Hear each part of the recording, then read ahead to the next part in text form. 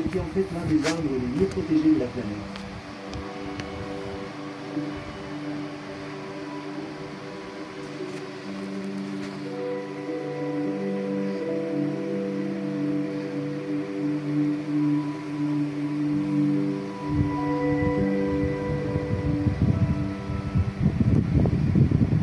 Voyager vers l'est, là où les plaines commencent à se déployer et où la terre se transforme à un rythme différent.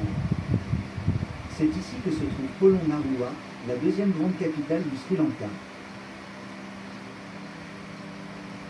Alors que l'ancien royaume s'effondrait et que la jungle commençait à engloutir les temples, une nouvelle vision émergea.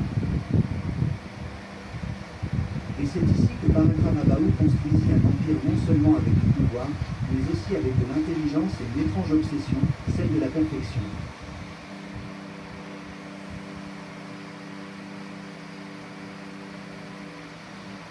Au plus profond de la citadelle, la première chose qui étonne n'est pas le palais, mais les 8 piliers de pierre noire qui se dressent dans un silence absolu.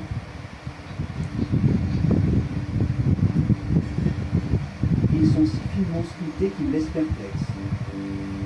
Aucun document ne décrit leur véritable fonction. Certains érudits suggèrent qu'il s'agit des vestiges d'une cérémonie royale délibérément effacée de l'histoire, comme s'il y avait ici quelque chose que la cour ne voulait jamais laisser de côté.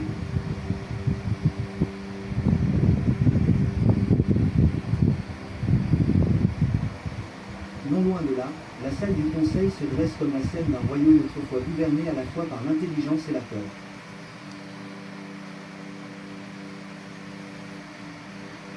En haut des marches, 2 lions de pierre rugissent au passant, nous rappelant que c'était autrefois le centre du pouvoir, où les décisions de vie ou de mort étaient prises et où les conspirations commençaient.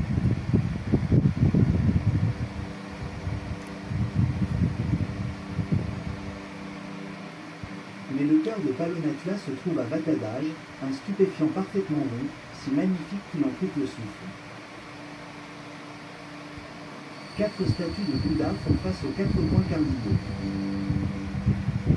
Les balustrades en pierre tournent doucement comme la roue du temps et les pierres de lune sculptées au pied des marches racontent toute la philosophie du cycle de la vie.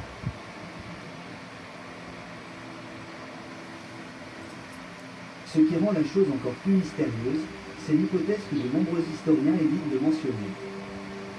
Vatadaj aurait autrefois abrité la relique de la dent avant qu'elle ne soit déplacée à Kandy. Aujourd'hui, Palonatla se dresse là comme une cité qui n'est jamais vraiment morte. Un lieu où le pouvoir, la religion et le secret s'entremêlent.